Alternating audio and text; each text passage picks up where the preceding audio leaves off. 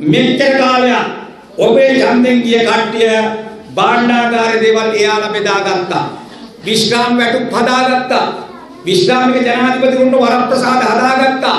මාලිගා තියාගත්තා. වාහන ගොඩක් තියාගත්තා. දැන් පුළුවන් දේව කරන්න. දැන් 76 තුල විනාශ කරේ භාණ්ඩාගාරය විතරක් නෙවෙයි. අපේ රටේ මිනිස්සුන්ගේ ජීවිත විනාශ වුණා. මොනවාද කරේ? මහා කුඩු වසංගතයක් රටේ පැතිරුණාද නැද්ද? කුඩු වසංගතයක් පැතිරුණා. පාතාලයක් නිර්මාණය වුණා. හොරකම වංචාව සිද්ධ වුණා. විනයක් නැති වුණා. අධිකරණයෙන් සාධාරණ යුක්තිය හරියට ඉෂ්ට වුණේ නැහැ. බලවතුන් ධනවතුන් අධිකරණයෙන් බේරිලා ගියාද නැද්ද? බේරුණා. එතන අනුර කුමාර දිසානායක ජනාධිපතිතුමා ඇතුළු අපේ ආණ්ඩුවට සිද්ධ වෙලා තියෙනවා මෙන්න මේ විනාශ කරපුවත් හදාන්න. දැන් මේ රටේ කුඩු වසංගතයෙන් අපේ තරුණ තරුණියන් බේරගන්න අපි රටමයකට කියලා වැඩසටහනක් අරගෙන යනවා. දැනන්ත කුඩු ඒජන්තයෝ අත්අඩංගුවට ගන්නවා.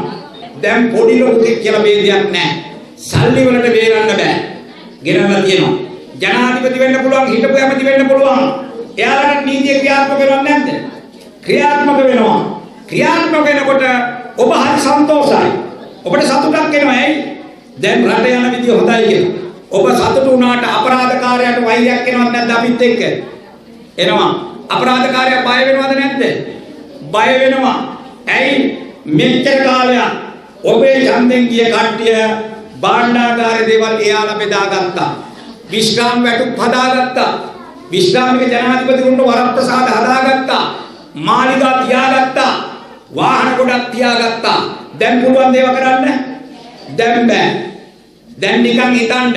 දැන් අලුත් දේශපාලන ක්‍රමයක් තියෙන්නේ. දැන් මම කැබිනට් ඇමති හැටියට ඇවිල්ලා. සභාපතිතුමා ඇවිල්ලා. മന്ത്രിවරු ඇවිල්ලා. වෙනදා කැබිනට් ඇමති කෙනෙක් එමාව නම් මෙතන කොහොමද? එහෙනම් ට්‍රැෆික් බයික් එක ඉස්සරහින් එන්න ඕනේ. පොලිස් ජීප් එක එන්න ඕනේ. වාහන පෙරපාලියක් එන්න ඕනේ. මම මෙතන රැස්වීම ආමන්ත්‍රණය කරනකොට මේ වටෙන් තුවක්කු තියාගත්ත කවුද ඉන්න ඕනේ? ආරක්ෂකව ඉන්න ඕනේ. ඒ දේශපාලන ඉවරයි. අද මම තනි වාහනේ ආවා. ට්‍රැෆික් බයික් ආවේ නැහැ. තුවක්කු තියාගත්ත කට්ටිය නැහැ. රටම මෙහෙම යනවා. හොඳද නරකද?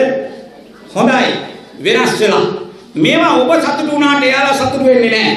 එයාලා දකිනවා අපි විඳපු සැප ඉවරයි. අපිට බලේ ආවත් ආපහු මේවා ගන්න වෙන්නේ නැහැ. අලුත් නීති හැදෙනවා. එයාලා වෛර බඳිනවා. එයාලගේ කට්ටිය ඊළඟට කැරලි ගහන්න පටන් ගන්නවා. හිරගෙවල් ඇතුලේ කැරලි. ගොවියෝ අවුස්සන්න බලනවා.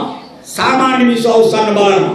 එතන මම ඔබ තමුන්නාන්සලගෙන් ඉල්ලන්නේ මේ ඇත්ත මම මේ කියනවා. මේවා ඔබට තේරෙන්නේ ඇත්ත. මේවා තේරුම් ගන්න කියලා කියනවා.